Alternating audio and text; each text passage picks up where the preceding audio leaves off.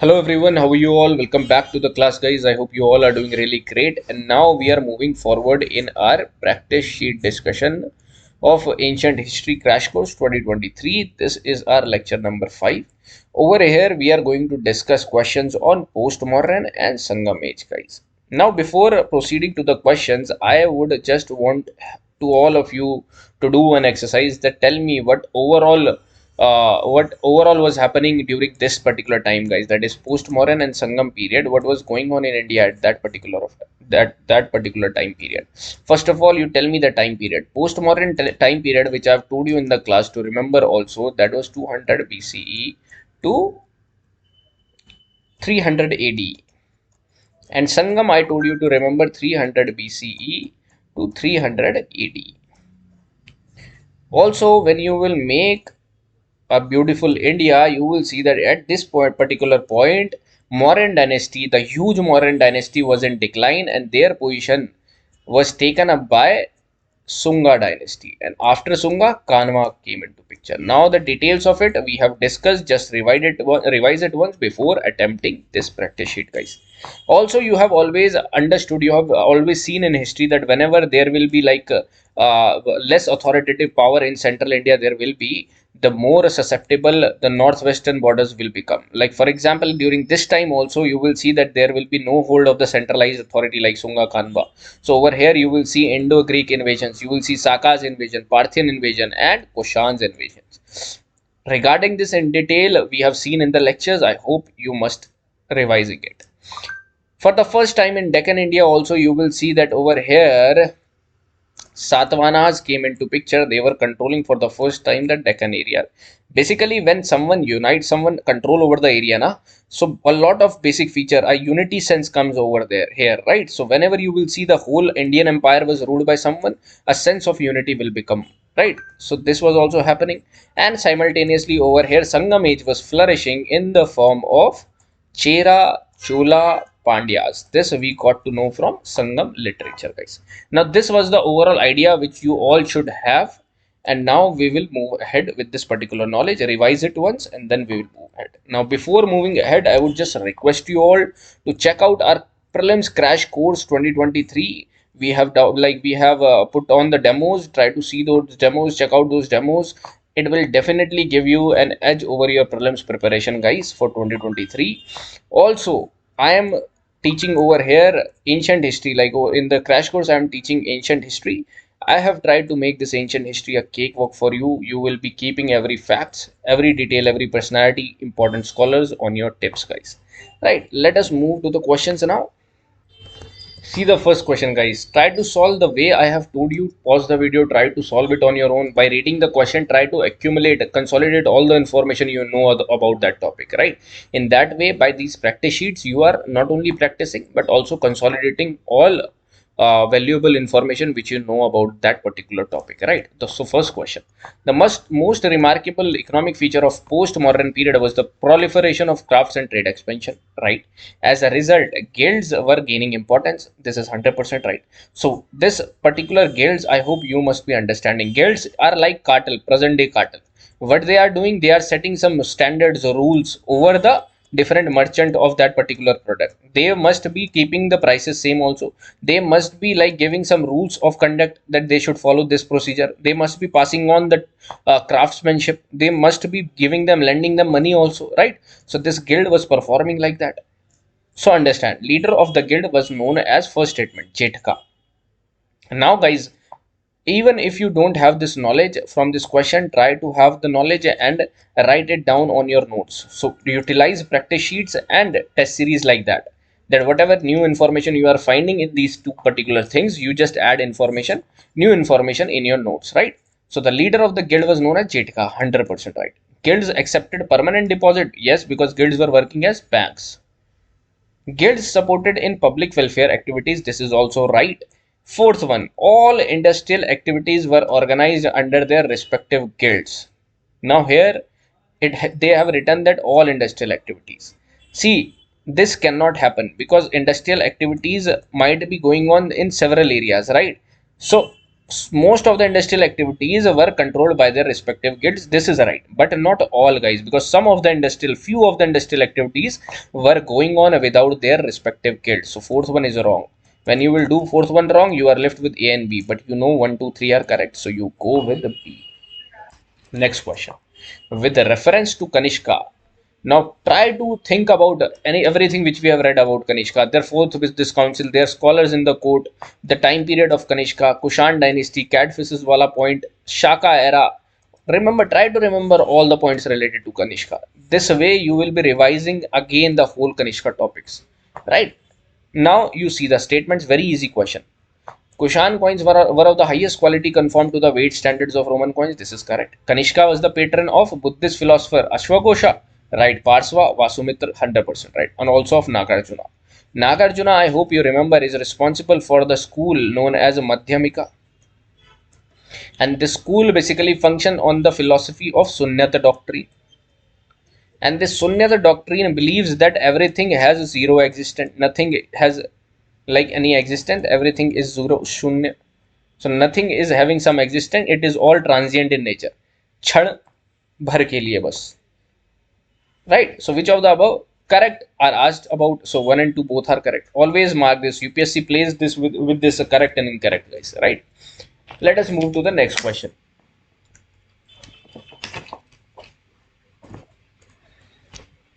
With reference to Satvahanas, consider the following statements. Pause the video, try to remember about Satvahanas, every detail. Hala, can you remember what has Hala done, contributed, what book he has contributed? So they laid the foundation of the first monarchical polity in Deccan, 100% right. They were the first dynasty to mint a large number of gold and silver coins. Now this is wrong because they did not minted any gold coins, right, guys? So 2 is wrong. They possessed elephant forces along with infantry. This is obviously because any force you take at that particular time or in later times also, you will find that elephant was the main element. So correct, you have to find. 2 is incorrect. You are left with 1 and 3. Let us move ahead. The following description is of which Satvana ruler? So Satvana's ruler you know about. Yajna, Shrikatni, Gautami, Vashishta, Sivakanda, Satkarni. Now these are the attributes related to one of the Satvana ruler. Try to guess it. He claimed himself to be a Ekka Brahman. Now Satvana, I have told you that they resumed or they rebrought the Brahmana supremacy because they supported Brahmins. And Gautami Putra Satkarni claimed that he is the one and only Brahman or pure Brahman. Right, so this one is correct. He claimed to have ensured that there was no intermarriages because he does not want to do any Varna impurification. He entered into a marriage alliance with King of Rudradaman. This is also right. If this point is not in your notes of Gautami Putra Satkarni, add this point also, guys. So P is also right. Consider the following statements. Punch-marked coins made of silver and copper were amongst the earliest to be minted. This is correct. And in which time period? Mauryan and before Mauryan. The first coin to bear the names and images of ruler were Indo-Greek. This is also right. Because Indo-Greek period you will find the correct gold coins which can be attributed to kings because they were having good quality, guys. The widespread use of gold coins indicate the enormous value of the transaction that were taking place.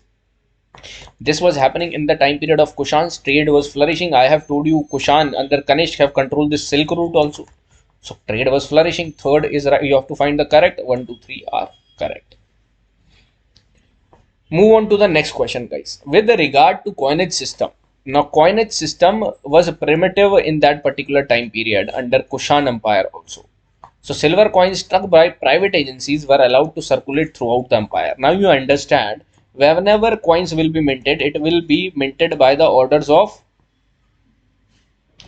central agencies. That means at that point of time, king would have given them the orders. But in Kushana time, there was some private agency which were also allowed. So this is correct. Second, the time period witnessed the availability of large number of copper coins. This is also correct because copper coins were used for small petty transactions. Also, lead coins were generally used for smaller transactions. No, copper, guys, not lead. Lead was not having any value, and lead coins were not prevalent over in that particular time period. Fourth, barter system was almost eliminated with well-developed coinage system. No, the coinage system was still primitive, guys. Understand, right? So barter system was going hand in hand. So if you don't have these coins, you can go with barter system. Still, in some pockets of India, barter system is still used, right? So this particular fourth is also wrong. You have to find the correct one. 1 and 2 you will go with. Again, the question on guild. With reference to the Shrenis of ancient India, consider the following statement. The guild had judicial power over its own members. Right. This I have told you. Judicial power means they have the right to punish if anyone has violated the rules of that particular organization or guild. This is right. The wages, rules of work, standards, prices were fixed by the guild. This is also but obvious, right? Provides training to the craftsperson. Right, guys. It served as financial institutions for money deposit because they worked as banks also. Correct. You have to find out. 1, 2, 3, 4 is correct. Next question. This is about Sangam age. Now, Sangam age, I want you to understand few things. I want you to answer few things, first of all. Can you tell me where Cholas were ruling? Cholas were ruling southern Andhra Pradesh to northern Tamil Nadu. Where Cholas, Pandyas were ruling this particular southern Tamil Nadu. Over here in Kerala side, Cheras were ruling. So, Chola, Chera, and Pandya. Can you tell me Chola, Chera, Pandya, and important kings? Can you tell me their important ports? Can you tell me their cities? Can you tell me their main features, like what they dealt with? Urayur, can you remember Vanji and Tanjore? Can you remember Karikala, Senguttavan, Nandujalian? I hope you are getting what I am trying to say, right? Now attempt the question. If you compare the socio-economic life of Cholas and Sangam age, what are the chief similarities you will find to the position of women in society? So practice of sati was present over there, guys. Devdasi system was abolished? No. Devdasi system was also prevalent. Women were not allowed. They were allowed. The position of women was far better as compared to the northern India. Love marriage was forbidden? Not at all. Love marriage used to happen, guys. If you know this point, fourth one, you can eliminate all the option. You will left with A only. Next question. Southern India was ruled by three dynasties known as Chera, Chola, Pandyas, which I have talked about which during the Sangam age. With this reference, consider the following statements. Pandyas controlled the northern and central parts of Tamil Nadu, including this Kaveri Delta. Now, I have already told you this Kaveri Delta was under basically Kaveri Patnam. Kaveri Patnam was known as Puhar. Puhar was the famous port of Cholas. So this is basically Cholas, guys. So wrong. Urayur was the capital of Cheras. Also wrong. It was the capital of Chola. Puhar was the chief port of Chola kingdom. Third is right. Correct. You have to find out 3. So this is like, you don't like, never miss this particular part, guys. Correct, incorrect one. Consider the following statements about village assemblies of southern India. Sabha was a village assembly found in areas where landowners were not Brahmin. Ur was a village assembly of Brahmin landowner found in southern India. These are interchangeable statement, guys. Sabha basically was the Brahmin landowners. Ur was basically non-Brahmin. So UPSC plays like this, guys. So that's how the questions are being framed properly, right? So this is the interchangeable. 1 and 3 will be correct. Nagaram was an assembly of merchant. This is 100% right. If you don't know, write it in your Sangam. So see, guys, one more thing also I want you to tell, that Sangam age, typical words will not come. Typical South Indian words will not come, because that will be favorable to those particular people, right? So that particular questions will not come. So understand it from a broad framework. Don't go behind some random words of the local languages, right? So whatever you are finding in test series, practice sheet, try to have that knowledge. For example, Sabha, Nagaram, or you try to keep this particular thing in your notes wherever you have written about Sangam. So you know that 2 is only correct because 1 and 3 are incorrect, and they have asked you the correct part. With reference to the Sangam period revenue administration system, Karai refers to land tax. Directly you write in your notes, Karai is refers to land tax. Though the probability of asking this type of question is less, but still you will go ahead like with this, whatever information you are finding of these topics in practice sheets, test series, right? So this was all, and I would again tell you, if you haven't subscribed for our prelims crash course, guys, do check it out. It will definitely going to give you an edge in your preliminary examination of 2023. Do check out the demo videos also. I'll meet you in the next lecture. Till then, stay safe, take care, and keep revising, guys. Thank you so much.